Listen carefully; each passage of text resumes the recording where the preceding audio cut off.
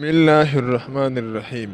حضور علیہ السلام کا اہل طائف کو دعوت دینا اور اہل طائف کا گستاخیہ۔ محترم دوستو، اس ویڈیو میں آپ کو حضور علیہ السلام کا طائف کی طرف جو سفر کیا تھا اور ان کو جو دعوت دیا تھا اس کے متعلق بات کریں گے، لیکن اس سے پہلے تم سے درخواست ہے کہ ہمارے چینل کو سبسکرائب کر لو اور ویڈیو کو لائک اور شیئر کر دو۔ محترم دوستو، واقعہ یہ ہے کہ حضور علیہ السلام نے جب دیکھا کہ مکہ کے لوگ اسلام کی مخالفت کرتے ہیں اور سخت مخالفت کرتے ہیں، تو حضور علیہ السلام اس سے مایوس ہو کر حضور علیہ السلام نے طائف کی طرف ارادہ کیا۔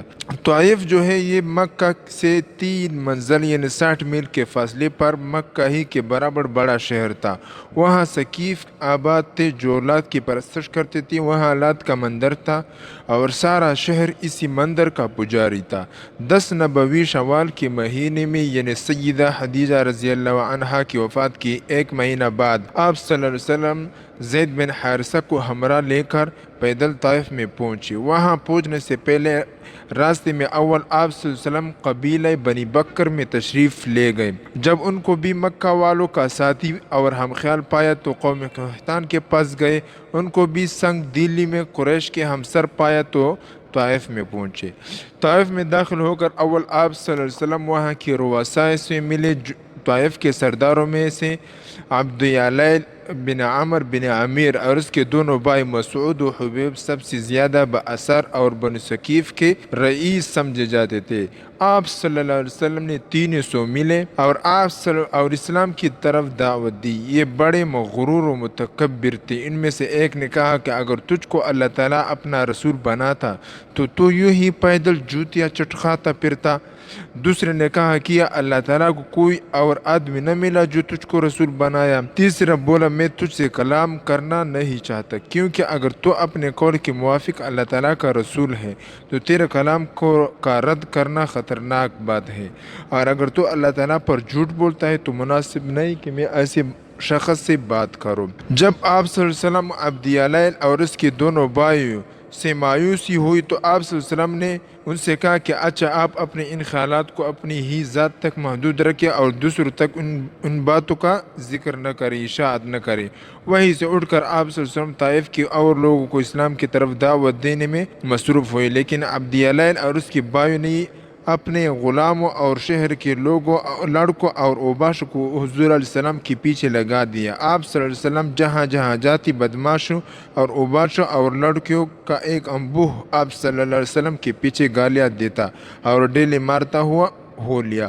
آپ صلی اللہ علیہ وسلم کے وفادار خادم سیدنا زید بن حارثہ رضی اللہ عنہ حضور علیہ السلام کے ہمراہ تھے۔ وہ آپ صلی اللہ علیہ وسلم کو بچانے اور آپ صلی اللہ علیہ وسلم کی حفاظت کرنے میں مصروف تھے۔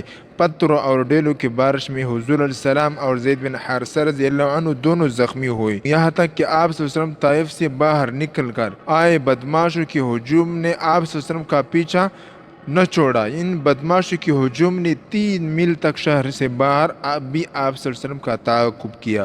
آپ صلی اللہ علیہ وسلم کی پنڈلیاں پتھر کی بارش سے لہلہان ہو گئے اور اس قدر خون بہا کہ جوتیوں میں خون بھر گیا، اس طرح تمام جسم زخموں سے لہلہان تھا۔ آپ صلی اللہ علیہ وسلم کا قول ہے کہ میں طائف سے 3 میل تک آیا اور مجھے کچھ ہوش نہ تھا کہ کہاں سے آ رہا ہوں اور کدھر جا رہا ہوں۔ طائف سے 3 میل کے فاصلے پر مکہ کے ایک رئیس عتبہ بن ربیعہ کا باغ تھا۔ حضور علیہ السلام نے اس باغ میں آ کر پناہ لی اور طائف کے اوباشوں کا ہجوم طائف کی طرف واپس ہوا۔ حضور علیہ السلام نے اس باغ کی دیوار کے سائے میں بیٹھ گئے اور اپنی بے کسی و بے چارگی دیکھ کر الجناب الہی سے دعا کی کہ الہی بے کسی اور ضعیف کا تو ہی محافظ و نگہبان ہے اور میں تجھ سے مدد کا خواستگار ہوں۔ ایک روایت میں آتا ہے کہ اس وقت حضور علیہ السلام کے پاس فرشتے آ گئے اور حضور علیہ السلام سے کہا کہ اگر آپ چاہتے ہیں تو ہم ان اہل طائف پر جو پہاڑ ہے وہ اس پر آ کر ڈال دیتے تھے تاکہ وہ اس سے نیچے آ کر مر جائے، لیکن حضور علیہ السلام نے فرمایا کہ میں اس کے لیے ایسی بد دعا نہیں کرتا ہوں۔ کیوں؟ اس وجہ سے کہ اگر وہ ایمان نہیں لاتے ہیں تو اس کے قوم میں ایسے لوگ پیدا ہو جائیں گے کہ اس کے نسل میں ایسے لوگ پیدا ہو جائیں گے جو ایمان قبول کریں گے۔ اور پھر اس کے بعد حضور علیہ السلام اپنے مکہ مکرمہ چلا گیا۔